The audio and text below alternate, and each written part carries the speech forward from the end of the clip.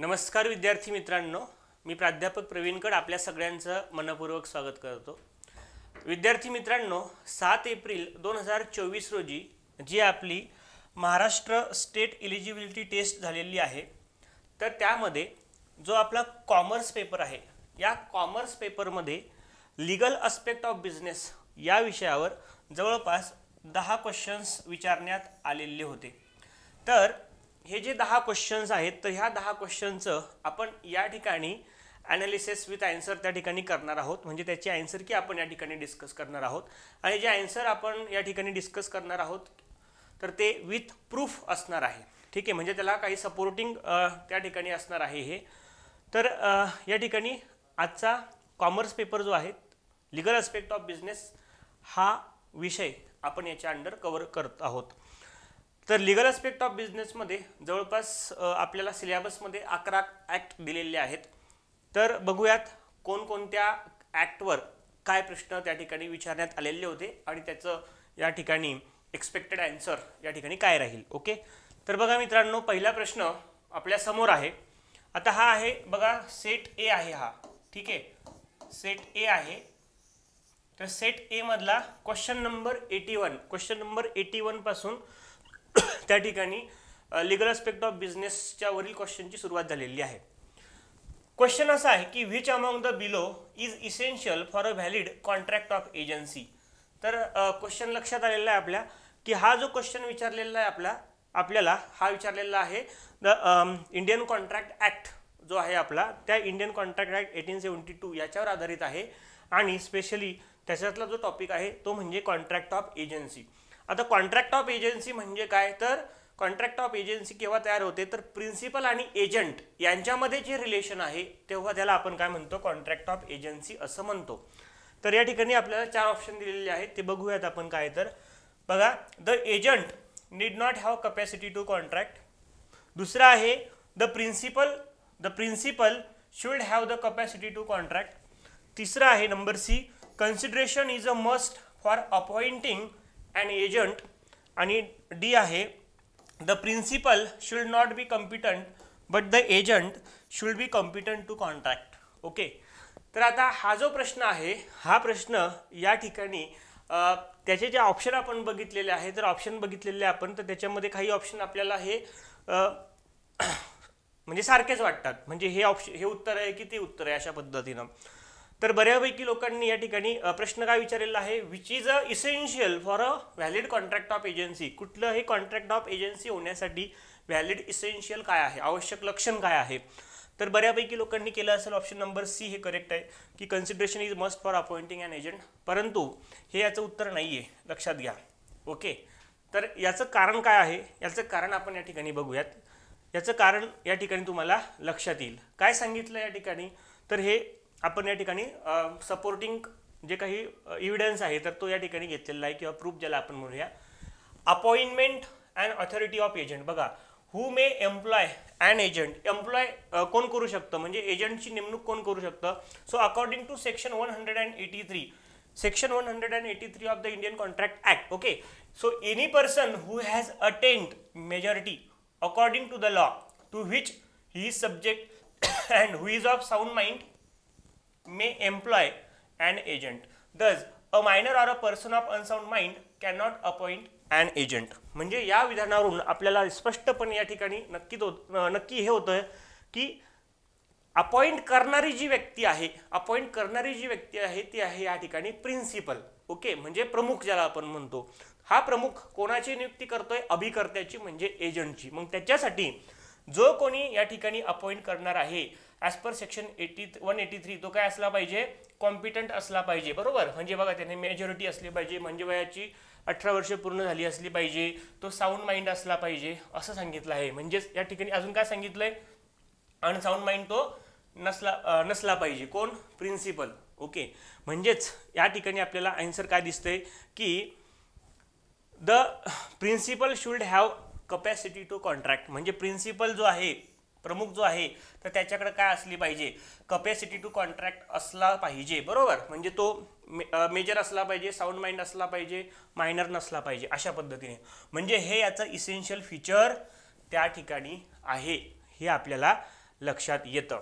Okay, त्याच्यानंतर आपल्याला काय दिलं आहे पुढं, त्याच्यानंतर ह्या ठिकाणी असंही दिलेलं आहे आपल्याला की कन्सिडरेशन नॉट नेसेसरी. लक्षात घ्या, इथंच एक्सप्लेनेशन मिळते आपल्याला की अकॉर्डिंग टू सेक्शन 185, सेक्शन 185 जे आहे आपल्या लॉचं, that is Indian contract act, no consideration is necessary to create an agency. स्पष्ट सांगितलेलं आहे की कन्सिडरेशन हे नेसेसरी नाही आहे.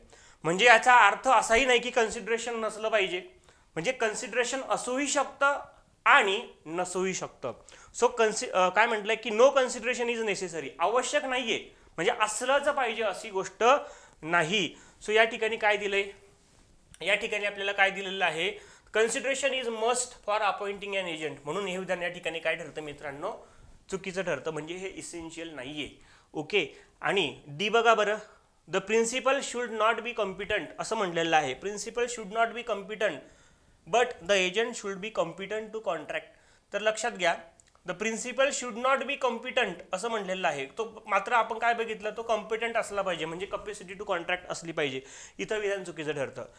Agent should be competent to contract असंही नाहीये, म्हणजे एजंट जो असतो ना, तो एजंट त्या ठिकाणी कॉम्पिटंट नसला तरी चालतो. म्हणजे उदाहरणार्थ एखादा प्रिन्सिपल मायनर व्यक्तीची सुद्धा आपला एजंट म्हणून त्याची अपॉइंटमेंट करू शकतो.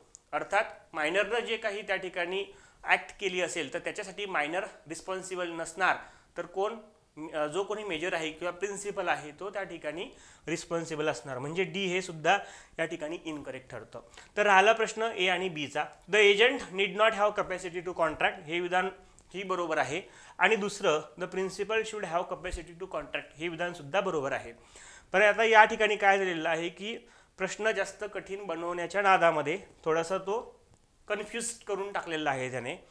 तर मला असं वाटतं की या दोनपैकी सगळ्यात जास्त जे चांगलं उत्तर आहे किंवा मोस्ट ॲप्रोप्रिएट आन्सर आहे ते असलं पाहिजे option number B. Okay, the principal should have capacity to contract हे काय आहे, essential for a valid contract of agency आहे. तर हे असं माझं वैयक्तिक मत आहे की या प्रश्नाचं उत्तर ऑप्शन नंबर बी पाहिजे असं म्हणून. ठीक आहे, तर सेटची आन्सर की आल्यावर आपल्याला कळेलच की त्यांचा आन्सर काय आहे. तर पुढे जाऊयात. प्रश्न या ठिकाणी सांगितलेला आहे, प्रश्न विचारलेला आहे, the quality or fitness of goods for any particular purpose has no dash dash. Quality or fitness of goods म्हणजे आता हा जो प्रश्न आहे विचारलेला आपल्याला, हा कशातला प्रश्न आहे, तर सेल्स ऑफ गुड्स ॲक्ट जो आहे आपला, ओके, 1930चा, याच्यावर आधारित हा प्रश्न आहे मित्रांनो. So quality or fitness of goods for any particular purpose has no implied condition, implied warranty, express condition आणि express warranty. तर लक्षात घ्या, quality or fitness of goods for any particular purpose याच्याबद्दल काय सांगितलेलं आहे तर ते आपल्या या डायग्रामच्या माध्यमातून लक्षात येईल की इम्प्लाइड कंडिशन काय काय आहे. कंडिशन माहिती आपल्याला जी की मेन आहे, आणि वॉरंटी काय आहे तर ती कोलॅटरल आहे. It is a collateral to condition. Okay, म्हणजे कंडिशन जसं की बघा, condition as to title. Condition as to title म्हणजे उदाहरणार्थ जो कोणी सेलर आहे आणि आपण समजा बायर आहोत, आपल्याला मोबाईल फोन जर विकत घ्यायचा असेल तर condition as to title implied condition आहे. कशी आहे, इम्प्लाइड आहे, म्हणजे सांगण्याची गरज आहे का, बायरला सांगण्याची गरज आहे का, किंवा आपण विचारण्याची गरज आहे का की टायटल म्हणजे काय, ओनरशिप, की ओनरशिप त्याचीच आहे, म्हणजे त्याला वस्तू विक्री करण्याचा अधिकार आहे, मोबाईल विक्री करण्याचा अधिकार आहे किंवा नाही असं आपण विचारणार आहे का, त्याला नाही विचारणार. म्हणजेच काय आहे, ती इम्प्लाइड कंडिशन आहे, प्रिझ्यूम आहे, ते प्रिझ्यूम आहे, बरोबर. So condition as to title हे सुद्धा आहे. सेल बाय सॅम्पल, ज्या पद्धतीनं आपण सॅम्पल पाठवलं असेल त्याच पद्धतीनं त्याने ऑर्डर पाठवली पाहिजे, हे सुद्धा बरोबर आहे. त्याच्यानंतर आहे कंडिशन ॲज टू डिस्क्रिप्शन, जसं डिस्क्रिप्शन पाठवलं त्यानुसार ते झालं पाहिजे. सॅम्पल ॲज वेल ॲज डिस्क्रिप्शन झालं पाहिजे. कंडिशन ॲज टू मर्चंटेबिलिटी म्हणजे काय की तुम्ही जे काही वस्तू आता समजा मागवलेल्या आहेत, ऑनलाईन मागवलेल्या आहेत, काही काचेच्या वस्तू आहे आणि त्या इन द ट्रान्झिट म्हणजे जेव्हा काही तुमचं ट्रान्सपोर्ट होतं त्याच्यामध्ये तुटल्या फुटल्या आणि त्या तुटलेल्या फुटलेल्या वस्तू तुम्हाला मिळाल्या, तर तुम्ही ते घेणार आहात का, नाही. म्हणजे इम्प्लाइड कंडिशन काय आहे की त्या गुड्समध्ये ज्या काही वस्तू आहे त्याच्यामध्ये काय असली पाहिजे, मर्चंटेबिलिटी असली पाहिजे. हे सुद्धा या ठिकाणी काय असते, इम्प्लाइड कंडिशन असते. यासोबतच कंडिशन ॲज टू होलसमनेस, काही जे इटेबल्स आहेत ओके, म्हणजे जे आपण कन्झ्युम करतो तर याच्यामध्ये हे सुद्धा कसे असले पाहिजे, चांगले असले पाहिजे. ओके, म्हणजे उदाहरणार्थ दूध हे चांगलं असलं पाहिजे, बरोबर.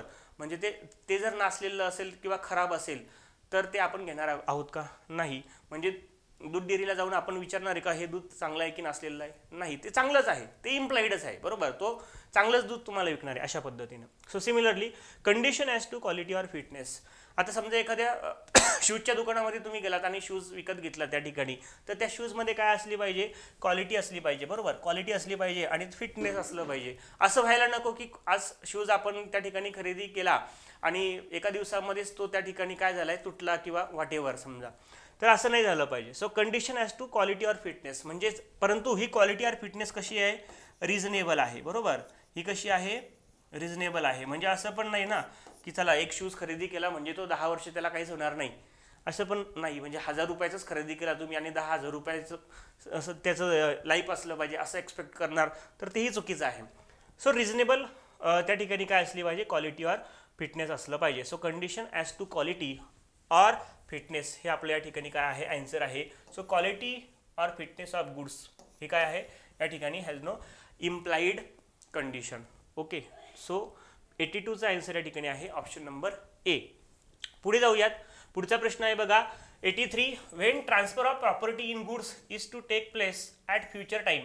Transfer of property in goods म्हणजे काय, ओनरशिप जी आहे, ओके, ओनरशिप आहे, is to take place at the property in goods, transfer of property in goods किंवा पोझेशन जे आहे तर काय आहे, ॲट अ फ्युचर टाइम म्हणजे भविष्यामध्ये होणार आहे. Or subject to some condition thereafter to be fulfilled the contract is called. याला काय म्हणणार तुम्ही, contract of sale, contract of future goods, contract of specific goods, ठीक, ॲग्रीमेंट टू सेल. तर याला काय म्हणतात बघा, फ्युचर टाइम आहे, भविष्यात होणार आहे म्हणून ते आहे agreement to sale.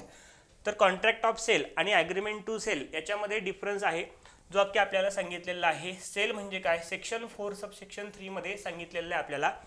Where under a contract of sale the property in goods is transferred from the seller to the buyer, the contract is called sale. म्हणजे या ठिकाणी त्याचं काय झालेलं आहे, इमिजिएट ट्रान्सफर झालेलं आहे. आणि ॲग्रीमेंट टू सेल काय आहे, तर या ठिकाणी ॲग्रीमेंट टू सेलची सुद्धा आपल्याला डेफिनेशन सांगितली आहे त्याच्यामध्येच. Where the transfer of property in the goods is to take place at a future time or subject to some condition thereafter to be fulfilled it is called agreement to sell. So त्याच्यामुळे answer काय आहे या ठिकाणी आपलं कोणतं, agreement to sale. आता पुढे जाऊयात. 84चा क्वेश्चन बघा. Non acceptance is a valid mode for dishonour of. आता डिसऑनर कशाचं होतं या ठिकाणी, चेकचं, प्रॉमिसरी नोटचं, बिल ऑफ एक्सचेंजचं, बँक ड्राफ्टचं. तर आपल्याला ह्या 3 गोष्टी या ठिकाणी महत्त्वाच्या सांगितलेल्या आहे कायद्यामध्ये. क्वेश्चन कोणता आहे, निगोशिएबल इन्स्ट्रुमेंट ॲक्ट आहे, याच्यावर आधारित आहे, चेक, प्रॉमिसरी नोट आणि बिल ऑफ एक्सचेंज. तर या तिघांचंही या ठिकाणी डिसऑनर होऊ शकतं 2 कारणाने. एक म्हणजे काय, नॉन ॲक्सेप्टन्स आणि दुसरं म्हणजे नॉन पेमेंट. आता नॉन ॲक्सेप्टन्स म्हणजे ॲक्सेप्टन्सची गरज कोणाला असते, तर बिल ऑफ एक्सचेंजची असते, एक्सचेंजला असते. जर बिल ऑफ एक्सचेंजला ॲक्सेप्ट केलं नाही, ओके, स्वीकृती दिली नाही, तर त्याचं काय होईल, डिसऑनर होईल. म्हणून याचं आन्सर काय आहे, बिल ऑफ एक्सचेंज. याचं कशानं होतं, नॉन पेमेंट नव्हतं आणि प्रॉमिसरी नोटचं सुद्धा नॉन पेमेंट नव्हतं. सो बघा, dishonor by non-acceptance. A bill of exchange is said to be dishonored by non-acceptance is any one of the following ways. हे असं सांगितलं आपल्याला सेक्शन 91 मध्ये. बघा, when a bill is duly presented for acceptance म्हणजे bill काय केलेलं आहे की ॲक्सेप्टन्ससाठी समोरच्या व्यक्तीकडे पाठवलेलं आहे, त्यांना ॲक्सेप्टेड म्हणून आणि सही करावं याच्यासाठी. And the drawee or one of several drawees not being partners refuse acceptance म्हणजे ॲक्सेप्ट करायला ते काय करतात, त्या ठिकाणी ड्रॉवी नकार देतात. ओके, विदिन 48 hours 48 तासाच्या आत. Okay, so from the time of presentment the bill is dishonour. So that's why याचा आन्सर काय आहे, बिल ऑफ एक्सचेंज असं आहे. ओके, पुढे जाऊयात. क्वेश्चन नंबर 85 बघा. Which among the following is not a content of memorandum of association. तर memorandum of असोसिएशनमध्ये खालीलपैकी कोणता घटक नाही आहे, याच्यामध्ये कोणता क्लॉज नाही आहे. Name clause, liability clause, capital clause आणि प्रिलिमिनरी क्लॉज. तर याचा आन्सर काय आहे आपला, प्रिलिमिनरी क्लॉज हे नाही आहे, बाकीचे सगळे आहेत. ओके, तर बघा, मेमोरंडम ऑफ असोसिएशन ज्याला आपण घटनापत्रक असं म्हणतो कंपनीचं, memorandum of association it is a charter of a company, ज्याच्यामध्ये इन्क्लूड आहे नेम क्लॉज म्हणजे कंपनीचं नाव काय आहे, ॲड्रेस क्लॉज म्हणजे कंपनीचं रजिस्टर ऑफिस कुठे आहे, ऑब्जेक्ट क्लॉज म्हणजे त्याचा ऑब्जेक्टिव्ह काय आहे, कशासाठी इस्टॅब्लिश झाली आहे. लायबिलिटी क्लॉज आहे. त्याच्यानंतर काय आहे, कॅपिटल क्लॉज सुद्धा आहे. आणि काय आहे, the association or subscription clause. अशा पद्धतीचे हे क्लॉज आहे. याच्यामध्ये कसले कुठेही आपल्याला प्रिलिमिनरी क्लॉज पाहायला मिळत नाही. ओके, पुढे जाऊयात. Question number 86, which of the following is a horizontal agreement. आता हा जो क्वेश्चन आहे मित्रांनो, हा क्वेश्चन विचारलेला आहे आपल्याला कॉम्पिटिशन ॲक्ट जो आहे आपला 2002चा. ओके, सो कॉम्पिटिशन ॲक्ट स्पर्धा कायदा त्याच्यावर आधारित हा क्वेश्चन आहे. आणि आपल्याला विचारलं की खालीलपैकी कुठला हॉरिझॉन्टल ॲग्रीमेंटचा प्रकार आहे. Cartel, exclusive distribution, resale price maintenance आणि टाय इन अरेंजमेंट. तर लक्षात घ्या, पहिल्यांदा ॲग्रीमेंट हे जे काही आहेत म्हणजे कोणत्या अर्थाने ॲग्रीमेंट, कॉम्पिटिशन ॲक्टच्या दृष्टिकोनातूनचे ॲग्रीमेंट, कॉन्ट्रॅक्ट ॲक्टच्या नाही. तर हे ॲग्रीमेंट जे आहे या कॉम्पिटिशन ॲक्टमध्ये होणारे हॉरिझॉन्टल आणि व्हर्टिकल ॲग्रीमेंट हे कसे आहे, तर हे या ठिकाणी म्हणजे बॅन आहे, जे की अँटी कॉम्पिटिटिव्ह ॲग्रीमेंट आहे. अँटी कॉम्पिटिटिव्ह ॲग्रीमेंट आहे. कॉम्पिटिशन ॲक्टचा जो काही ऑब्जेक्ट आहे तो काय आहे की हेल्दी कॉम्पिटिशनला प्रमोट करणं.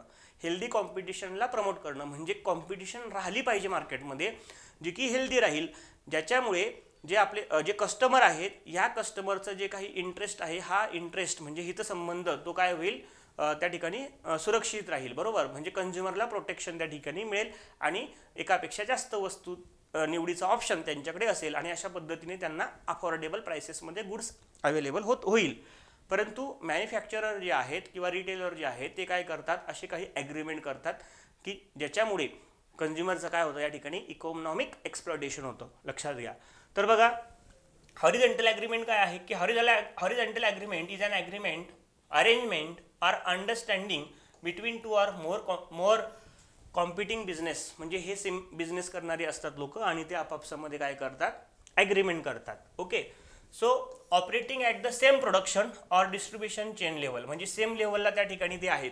ओके, सेम लेवलला त्या ठिकाणी ते आहेत. म्हणजे उदाहरणार्थ एखादी दूध उत्पादन करणारी कंपनी असेल. ओके, तर समजा उदाहरणार्थ गोकुळचं उदाहरण घेतलं आणि चितळेचं उदाहरण घेतलं. हे काय झाले, सेम, म्हणजे ते झालं हॉरिझॉन्टल. ओके, आणि या दोघांनी आपापसामध्ये ठरवलं की काय करायचं, दुधाच्या किमती एकदम डबल करायच्या अशा पद्धतीनं. Okay, so these agreements are typically anti competitive. म्हणजे आता हे ॲग्रीमेंट कसे आहेत तर अँटी कॉम्पिटिटिव्ह आहेत, as they involve collusion among the competitors aiming to restrict competition and gain unfair advantages in the market. आणि अशा पद्धतीने मार्केटमध्ये अनफेअर ॲडव्हान्टेजेस मिळवण्याचा ते प्रयत्न करतात. आणि मग हे जे काही आपले हॉरिझॉन्टल ॲग्रीमेंट आहे, त्या हॉरिझॉन्टल ॲग्रीमेंटमधलाच एक महत्त्वाचा प्रकार कोणता आहे तर तो आहे कार्टेल. कोणता आहे, कार्टेल. बघा कार्टेल काय आहे.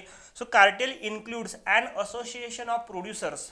प्रोड्युसरची काय आहे, असोसिएशन आहे, किंवा सेलर्स आहे, डिस्ट्रीब्युटर आहे, ट्रेडर्स आहे और सर्व्हिस प्रोव्हायडर आहे. यांची काय असते, एक असोसिएशन असते. उदाहरणार्थ बघा, ऑइल एक्सपोर्ट करणाऱ्या ज्या काही कंट्रीज आहेत तर त्यांची एक असोसिएशन आहे ओपेक नावाची. बरोबर, हे तुम्ही इंटरनॅशनल बिझनेसमध्ये स्टडी केलं असेल. Okay, organisation of petroleum exporting countries. बरोबर, तर हे काय करतात, कार्टेल. शेवटी हे त्यांचं कार्टेलच आहे. ओपेक म्हणजे कार्टेलच आहे ना. ज्या काही तेलाच्या किमती आहे, ओके, म्हणजे पेट्रोल डिझेलच्या ज्या काही किमती आहे, पेट्रोल डिझेल उत्पादन करणारे हे देश आहेत. हे मग ते काय करतात, त्याच्यावर नियंत्रण ठरवतात आपापसामध्ये की किती प्रोडक्शन करायचं, किती किमती ठेवायच्या अशा पद्धतीने. Okay, so by the agreement among themself limit control or attempt to control the production, distribution, sale or price of or trade in goods or provision of services. मग अशा पद्धतीने हे कार्टेल काय आहे तर हे कार्टेल आहे हॉरिझॉन्टल ॲग्रीमेंट. ओके, जे की अँटी कॉम्पिटिटिव्ह आहे. त्याच्यानंतर exclusive distribution, resale price maintenance आणि टाय इन अरेंजमेंट हे काय आहे, हे व्हर्टिकल आहेत. हे व्हर्टिकल ॲग्रीमेंट आहे, लक्षात घ्या. ओके, तर बघा या ठिकाणी काय सांगितलं की हॉरिझॉन्टल वर्सेस व्हर्टिकल कसं आहे. तर horizontal agreement between firms which for the purpose of agreement operates at the same level of the production or distribution chain that is actual and potential competitors. तर तेच आपण या ठिकाणी बघितलं. व्हर्टिकलचं काय आहे, ही व्हर्टिकलची चेन तुम्हाला या पद्धतीची लक्षात येते. प्रोड्युसर आहे, होलसेलर आहे, डिस्ट्रीब्युटर आहे आणि रिटेलर आहे अशा पद्धतीचं.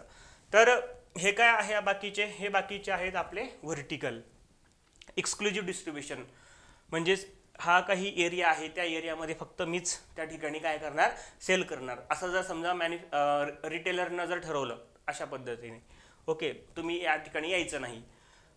रिसेल प्राइस मेंटेनन्स, ज्याच्यामध्ये समजा त्या ठिकाणी कोण होलसेलर काय म्हणाल, होलसेलर रिटेलरला असं सांगणार की ही जी MRP आहे याच्यापेक्षा जास्त विकायचं नाही, किंवा याच्यापेक्षा मी सांगेल त्या किमतीपेक्षा कमी किमतीला विकायचं नाही. अशा पद्धतीने टाय अँड अरेंजमेंट म्हणजे काय, की त्याच्यामध्ये काय केलं जातं की एका वस्तूसोबत दुसरी वस्तू पण त्या ठिकाणी तुम्ही विकत घ्या असं सांगितलं जातं त्याच्यामध्ये. म्हणजे दुसरं प्रोडक्ट कंपनीचं चालत नाही तर ते प्रोडक्ट त्या ठिकाणी विकण्याचा प्रयत्न केला जातो. म्हणजे उदाहरणार्थ सिलेंडरची तुम्हाला टाकी पाहिजे असेल, बरोबर, तर त्याच्यासोबत शेगडी पण घ्या, अशा पद्धतीचं त्या ठिकाणी तुम्हाला बंधन घातलं जातं. ते असतं टाय इन अरेंजमेंट. ओके, तर या प्रश्नाचं उत्तर काय आहे, option number A, that is cartel. पुढे जाऊयात. 87चा क्वेश्चन बघा. The advantages of which forms of business organisation is incorporated in limited liability partnership, that is LLP act 2008. तर प्रश्न आपल्याला माहिती आहे की LLP ॲक्ट 2008 वर आधारित आहे आणि त्यांना असं विचारलेलं आपल्याला की ॲडव्हान्टेजेस कोणते आहेत LLP फॉर्म करायचे. तर पहिली गोष्ट ही लक्षात घ्यायची आपण की LLP कशासाठी या ठिकाणी इंट्रोड्यूस झालेली आहे. जो आपला इंडियन पार्टनरशिप ॲक्ट 1932 आहे, तर त्या पार्टनरशिपमध्ये असलेल्या काही लिमिटेशन जे आहेत, उदाहरणार्थ अनलिमिटेड लायबिलिटी, ही एक महत्त्वाची लिमिटेशन त्याच्यामध्ये होती. म्हणून 2008 मध्ये सेपरेट कायदा करण्यात आला, त्याचं नाव ठेवण्यात आलं LLP ॲक्ट. आणि आता हे LLP काय आहे, तर हे LLP हे एक चांगल्या गुणांचं एक हायब्रिड आहे. म्हणजे ओके, चांगल्या ज्या काही क्वालिटीज आहेत कशामधल्या, वेगवेगळ्या बिझनेस फर्ममधल्या, पार्टनरशिपमधला आहे, प्रायव्हेट कंपनी आहे आणि पब्लिक कंपनी आहे. So partnership firm, private limited company आणि पब्लिक लिमिटेड कंपनी यांचं हे काय आहे, हायब्रिड, यांचं हायब्रिड मॉडेल म्हणजे काय आहे, LLP आहे. तर आता या ठिकाणी आपण असं बघू शकतो बघा, LLP as a separate legal entity. Partnership he separate legal entity आहे का, तर नाही. पार्टनरशिप आणि त्याचे पार्टनर्स हे एकच त्या ठिकाणी समजले जातात. एखाद्या पार्टनरचा मृत्यू झाला तर त्याचं डिझॉल्युशन होतं ना, बरोबर. कंपनीच्या बाबतीत तसं होत नाही, परंतु LLPला सेपरेट लिगल एंटिटी या ठिकाणी मिळालेला आहे दर्जा. म्हणजे LLPला कंपनीचं या ठिकाणी काय सांगता येईल फीचर LLPमध्ये आहे. And business organisation is alternative corporate business from that gives the benefits of limited liability of company and the flexibility of partnership. तर पार्टनरशिपचं याच्यामध्ये काय गुणवैशिष्ट्य आहे, तर जी आपली कन्व्हेन्शनल पार्टनरशिप आहे ती फ्लेक्झिबल आहे, कोणी त्या ठिकाणी काम करायचं किंवा काय अशा पद्धतीने, बरोबर. तर हे LLP मध्ये सुद्धा आपल्याला दिसून येतं. So since LLP contains elements of both corporate structure as well as partnership firm, corporate आणि पार्टनरशिप दोघांचंही त्या ठिकाणी आपल्याला एलिमेंट्स त्याच्यामध्ये दिसून येतं. So LLP is a hybrid between company and partnership. अशा पद्धतीने हे हायब्रिड आहे, LLP हायब्रिड आहे. कशाचं, कंपनी आणि पार्टनरशिपचं. म्हणजे चांगले गुणवैशिष्ट्याचं त्या ठिकाणी मिलाप झालेला आहे. आता जी आपली ही कंपनी आहे कोणती, public limited company. Public limited कंपनीचं काय वैशिष्ट्य LLP मध्ये आहे, तर त्या ठिकाणी आपल्याला सांगता येईल की जी काही आपली मेंबरशिप आहे, ओके, मेंबर जे आहेत तर ते मेंबर या ठिकाणी कसे आहेत, LLP मध्ये मॅक्झिमम नंबर ऑफ मेंबर हे अनलिमिटेड आहे. हे त्याचं एक काय आहे कॅरेक्टरिस्टिक्स आपल्याला सांगता येईल. सो ऑप्शन नंबर डी या ठिकाणी काय आहे, करेक्ट आहे. पुढे जाऊया. Question number 88. Which section of Information Technology Act 2002 deals with the hacking of computer system and its penalties? तर कम्प्युटर सिस्टम ही हॅक करणं, ओके, म्हणजे नेटवर्क वगैरे काय असतील त्याच्यामध्ये छेडछाड करणं या पद्धतीने, ओके, आणि अनड्यू या ठिकाणी त्याचा बेनिफिट घेणं. तर सेक्शन कोणतं आहे या ठिकाणी सांगितलेलं, तर फॅक्च्युअल क्वेश्चन आहे हा, माहिती असेल तर आहे, नाहीतर नाही. सेक्शन 66 हे त्याचं उत्तर आहे. या ठिकाणी तुम्ही बघू शकता section 66 computer related offences. Any person dishonestly or fraudulently does any act refer to section 43. म्हणजे याच्या अगोदरचं जे सेक्शन 43 आहे तर त्याच्यामध्ये वेगवेगळ्या काही गोष्टी सांगितल्या आहेत ज्या की डिसऑनेस्टली किंवा फ्रॉड्युलंटली म्हणजे दुसऱ्याला फसवण्याच्या हेतून करण्यात आलेल्या आहे. तर त्यापैकी त्याच्यामध्येच कम्प्युटर हॅकिंग याचा सुद्धा समावेश आहे, ओके. आणि त्याला शिक्षा सांगितली 66 मध्ये की he shall be punishable with imprisonment for terms which may extend to 3 years or with the fine which may extend to 5 lakh rupees or with both. म्हणजे अशा पद्धतीने त्याला काय होईल, तुरुंगवास होईल 3 वर्षापर्यंतचा किंवा 5 लाख रुपयापर्यंतचा दंड होईल किंवा दोन्ही शिक्षा होतील. अशा पद्धतीने त्याचा आन्सर 6 आहे. 66 हे त्याचा आहे. पुढचा प्रश्न राईट टू इन्फॉर्मेशन ॲक्टच्या संदर्भात आहे. So right to information is not about seeking answers and asking question. This statement is very closely related to which sections of the right to information act 2005. प्रश्न काय विचारतोय आपल्याला की राईट टू इन्फॉर्मेशन ॲक्ट जो आहे म्हणजे माहिती, याचा अर्थ काय होतो. Information means what. तर इन्फॉर्मेशन याचा अर्थ असा नाही की आस्किंग क्वेश्चन आणि सिकिंग आन्सर म्हणजे प्रश्न विचारणे आणि उत्तर देणे, याला माहितीचा अधिकार नाही म्हणत. ठीक आहे. तर माहितीचा अधिकार म्हणजे काय हे वेल डिफाईन केलेलं आहे ॲक्टमध्ये. त्याचं एक सेक्शन आहे पर्टिक्युलर. ते सेक्शन कोणतं आहे याच्यापैकी ते आहे मित्रांनो सेक्शन 2 सबसेक्शन जे. सेक्शन 2 सबसेक्शन जे. आता हे सेक्शन 2 सबसेक्शन जे हे बघा इथं सांगितलं आपल्याला की right to information means the right to information accessible under this act which is held by the under the control of any public authority and include the right to. कोणते right आहे. Number 1 inspection of work, document or records. Okay. काही work असेल, document असेल, record असेल त्याचं inspection करणं, याला right to information म्हणता येईल. दुसरं आहे की taking notes, extract or certified copies of document or records, यालाही म्हणता येईल. तिसरं आहे taking certified sample of material. आणि चौथं आहे obtaining information in the form of disk, floppies, tapes, video cassette or in any other electronic mode or through print out where such information is stored in a computer on in other device. म्हणजे अशा पद्धतीने याला सगळ्याला काय म्हणायचं, information असं म्हणायचं. केवळ माहिती विचारणे आणि त्याची उत्तरं देणे म्हणजे प्रश्न विचारणे, म्हणजे प्रश्न विचारणे आणि त्याची उत्तरं देणे, याला मात्र इन्फॉर्मेशन याच्यामध्ये घेतलेलं नाही आहे. म्हणून त्याचं उत्तर काय आहे सेक्शन 2 सबसेक्शन जे हे याचा आन्सर. लास्ट क्वेश्चन बघा. Question number 90. Artist work such as musical work, film, poem are included under which category of the intellectual property rights. तर IPR मधला क्वेश्चन आहे हा. पेटंट, ट्रेडमार्क, कॉपीराईट आणि इंटँजिबल राईट. तर आपल्याला माहिती आहे की आर्टिस्टिक वर्क जसं की म्युझिक आहे, फिल्म आहे, पोएम आहे, या सगळ्यांवर काय मिळतो, कॉपीराईट मिळतो. सो त्याच्यामुळे याचा आन्सर आहे ऑप्शन नंबर सी. ओके.